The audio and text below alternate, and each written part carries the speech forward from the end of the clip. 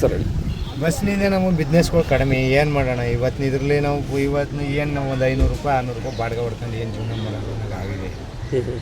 ಎಲ್ಲ free bus ಅಂದ್ಕೊಂಡು ಮಾಡ್ತಾರೆ. 100 ರೂಪಾಯಿ ಬೆಳ ಜಾಗಕ್ಕೆ 50 ಕೊಡ್ತೀವಿ 30 ಕೊಡ್ತೀವಿ ಅಂತಾರೆ. ಏನು ಹೇಳೋಣ? ಇವಾಗ ಬೇರೆ ಕಡೆಯಿಂದ ಊರಿಂದೆಲ್ಲ ಬರ್ತಾರೆ ಬಸ್ಸಲ್ಲಿ ಫ್ರೀ ಟ್ರಾವೆಲ್ ಮಾಡಿ, ಅವಾಗ ಇಲ್ಲಿರೋ ಆಟೋ ಸೌಲಭ್ಯಗಳು ಬಳಸ್ತಾರಲ್ಲ. ಏನು ಆಟೋ ಸೌಲಭ್ಯ ಅಂದರೆ ಸರಿ ಎಲ್ಲ ಬುಕ್ಕಿಂಗು ಅಂತಾರೆ, ಆನ್ಲೈನ್ ಬುಕ್ಕಿಂಗು ಅಂತಾರೆ, ಅದು ಕಡಿಮೆ ಹೊಡಿತಾ ಇರೋದು. ಓಕೆ. ಇವಾಗ ಅದನ್ನು ಬುಕ್ಕಿಂಗ್ಗಳು ಸಿಟಿ ಒಳಗಡೆ ಎತ್ತಕ್ಕೆ ಹೋದ್ರೆ ಪೊಲೀಸ್ನವ್ರು ಬಿಡೋಲ್ಲ, ಅದನ್ನು ಎತ್ಕೊಂಡು ಹೊಡಿಬಿಡಲ್ಲ. ಅವರು ಹಿಂಸೆ ಕೊಡ್ತಾರೆ ನಮ್ಗೆ, ತೊಂದರೆ ಕೊಡ್ತಾರೆ. ಏನು ಮಾಡೋಣ? ಎಲ್ಲೋದ್ರು ಅದೇ.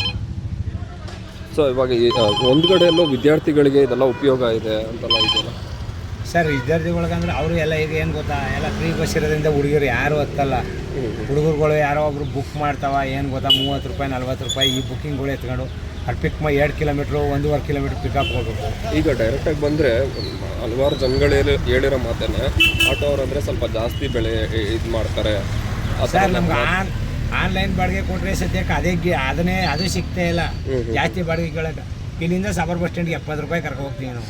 ಓಕೆ. ಬೇರೆ ಆಟೋದವ್ರು ಯಾರೋ ಒಬ್ರು ಕೇಳಬೇಕು 100 ರೂಪಾಯಿ ಕೊಡಿ 120 ಕೊಡಿ ಅಂತ. ನಾವು ಆನ್ಲೈನ್ ನೋಡೋದ್ರಿಂದ ನಮ್ಗೆ ಎಷ್ಟು ಬೀಳುತ್ತೆ ಅಷ್ಟೇ ಕೇಳೋದು. ಈಗ ಆನ್ಲೈನ್ ಇಲ್ಲಿಂದ ಬುಕ್ ಮಾಡಿದ್ರೆ ಸಾಬರ್ ಬಸ್ ಸ್ಟ್ಯಾಂಡ್ಗೆ 76 ರೂಪಾಯಿ ಬೀಳುತ್ತೆ. ನಾವು 70 ರೂಪಾಯಿ 80 ರೂಪಾಯಿ ಕೇಳ್ತೀವಿ ಅಷ್ಟೇ. ಓಕೆ. ಅವಾಗ ಒಂದು ಕಡೆ 80 ರೂಪಾಯಿ ಉಳಿತದೆ ಅಂದ್ಬಿಟ್ಟು ಜನರು ಯೋಚನೆ ಮಾಡ್ತಾರೆ ಈ ಥರ ಎಲ್ಲ ಬಸ್ ಸೌಲಭ್ಯ ಮಾಡಿದ್ರೆ. ಇದು ಬಂದ್ಬಿಟ್ಟು ತಾತ್ಕಾಲಿಕವಾಗಿ ಓಕೆ. ಇವಾಗ 4 ಲಕ್ಷ ಬಂಡವಾಳ ಹಾಕ್ಬಿಟ್ಟು ಅವ್ರನ್ನ 70 ರೂಪಾಯಿ 76 ರೂಪಾಯಿ ಬುಕ್ ಮಾಡಿದ್ರೆ ಅವ್ರ ಆಟೋದಲ್ಲಿ ಸೇಫ್ಟಿಯಾಗೂ ಹೋಗ್ಬೇಕು. ಈಗ ಫ್ರೀ ಬಸ್ಸಲ್ಲಿ ನ್ಯಾತ್ ಹಾಕೊಂಡು ಹತ್ಕೊಂಡು ಹೋಗೋದ್ರ ಬದಲು ಸೇಫ್ಟಿಯಾಗಿ ಹೋಗುವಂತ ಆಟೋ ಬುಕ್ ಮಾಡ್ತಾರೆ. ಈಗ ಆಟೋದಲ್ಲಿ ನಾವು ಕರ್ಕೊಂಡು ಹೋಗ್ತೀವಿ, ಕರ್ಕೊಂಡು ಹೋಗ್ಬಿಟ್ಟು ಅಲ್ಲಿ ಬಿಟ್ಟು ನಮ್ಮ ಗ್ಯಾಸ್ ಖರ್ಚೇನು ಇವತ್ತು 80 ರೂಪಾಯಿ ಲೀಟ್ರಿಗೆ 70-80 ರೂಪಾಯಿ ಲೀಟ್ರ್ ಗ್ಯಾಸು. ನಾವೇನು ಈಗ ಇದರಲ್ಲಿ ಹೊಡೆದು ನಾವು ಗಾಡಿ ಲೋನ್ಗಳು ಮೇಂಟೈನ್ ಮಾಡೋಕ್ಕಾಗಲ್ಲ, ಹಂಗಾಗಿದೆ.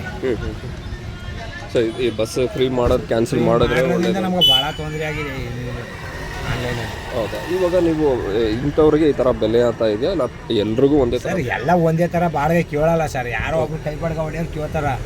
ನಾವು ಆನ್ಲೈನ್ ಯೂಸ್ ಮಾಡೋರು ನಮಗೆ ಇಷ್ಟು ಕಿಲೋಮೀಟ್ರಿಗೆ ಇಷ್ಟೇ ಬೀಳುತ್ತೆ ಅಂತ ಗೊತ್ತಲ್ವಾ, ಅದರಿಂದ ಆ ಲೆಕ್ಕಾಚಾರದಲ್ಲಿ ತಗೋತೀವಿ ಅಷ್ಟೇ. ಇವಾಗ ನಾವು ಎಷ್ಟೋ ಜನ ಚಾಮುಂಡಿ ಬೆಟ್ಟದಿಂದ ಬುಕ್ ಮಾಡ್ತಾರೆ, ಇಲ್ಲಿಂದ 10 ಕಿಲೋಮೀಟ್ರ್ ಖಾಲಿ, 10 ಕಿಲೋಮೀಟ್ರ್ ಖಾಲಿ ಪಿಕಪ್ ಹೋಗ್ಬೇಕು ಅಂದ್ರೆ ನಾವು ಗ್ಯಾಸ್ ಎಷ್ಟು ಖರ್ಚಾಗುತ್ತೆ? ಒಂದು 50 ರೂಪೀಸ್ ಜಾಸ್ತಿ ಕೊಟ್ಟರೆ ಖುಷಿಯಾಗಿ ಇಸ್ಕೊತೀವಿ, ಇಲ್ವಾ ಕರ್ಕೊಬಂದು ಬಿಡ್ತೀವಿ.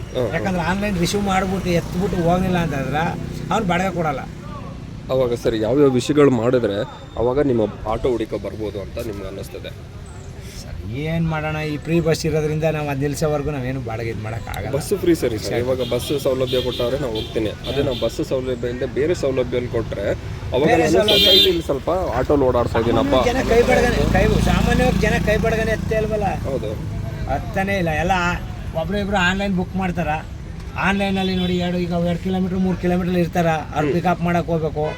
ಈಗ ಏನು ಮಾಡ್ತಾರೆ, ಇಲ್ಲಿ ಇಲ್ಲಿ ಇವನಿ ಅಲ್ಲೆಲ್ಲೋ ಬುಕ್ಕಿಂಗ್ ಬಿಡುತ್ತೆ, ಅವ್ನು ಹುಡಿಕೊಂಡು ನಾನು ಹೋಗ್ಬೇಕು. ಈಗ ನೀವು ಹೇಳಿದ್ರಲ್ಲ ಹುಡುಕೋ ಹೋಗ್ಬೇಕು ಅಂದ್ಬಿಟ್ಟು, ಒಂದೊಂದು ನಿಜ ಜೀವನದಲ್ಲಿ ವಿಷಯದಲ್ಲೂ ಹಾಗೇನೇ ಇರಬೇಕು. ಯಾಕಂದ್ರೆ ಇವಾಗ ಬಸ್ ಫ್ರೀ ಕೊಟ್ಟವ್ರೆ ಅಂದ್ಬಿಟ್ಟು ನಾವು ಅಲ್ಲೇ ನಿಂತ್ಕೊಬಿಟ್ರೆ ಅವಾಗ ಮುಂದಿನ ದಾರಿ ಏನು? ಮುಂದಿನ ದಾರಿ ಏನು? ಈಗ ನಾನು ಆಟೋಲಿ ಹೋದ್ರೆ ನನಗೊಂದು ಇದು ಸ್ಟ್ಯಾಂಡರ್ಡ್, ನಾವು ಗೆತ್ತಾಗಿ ಹೋಗ್ತಾ ಇದ್ದೀನಿ ಅನ್ನೋ ಒಂದು ರೆಪ್ಯುಟೇಷನ್. ನಾವು ಒಂದು ದೊಡ್ಡ ದೊಡ್ಡ ಕಂಪನಿಗೆ ಹೋದಾಗ ಆಟೋಲಿ ಹೋಗಿ ಇಳಿತೀನಿ ಅಂದರೆ ಏನಪ್ಪ ಆಟೋಲಿ ಬಂದವನೇ ಅಂತಾರೆ.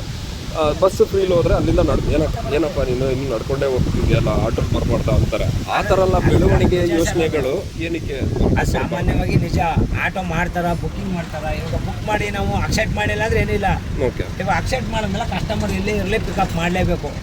ಮಾಡಲಿಲ್ಲ ಕ್ಯಾನ್ಸಲೇಷನ್ ಮಾಡ್ತು ಅಂತಂದ್ರೆ ನಮಗೆ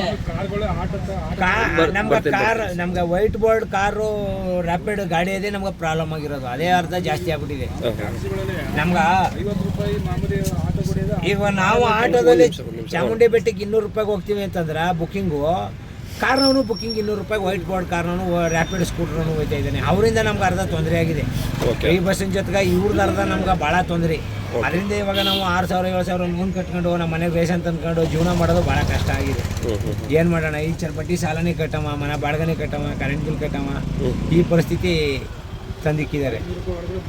ಇವಾಗ ಅದು ಓಲಾ ಊಬರ್ ರ್ಯಾಪಿಡು ಅದು ವೈಟ್ ಬೋರ್ಡ್ ಕ್ಯಾನ್ಸಲ್ ಮಾಡ್ತೀನಿ, ಅದು ಮಾಡಿಲ್ಲ. ಏನು ಮಾಡೋಣ, ಇವತ್ತಿನ ಪರಿಸ್ಥಿತಿ ನಾವು ಇರೋ ಮಟ್ಟಕ್ಕೆ ತಕ್ಕ ಮಟ್ಟಕ್ಕೆ ಜೀವನ ಮಾಡ್ತಾ ಇದ್ದೀವಿ ನೋಡಿ.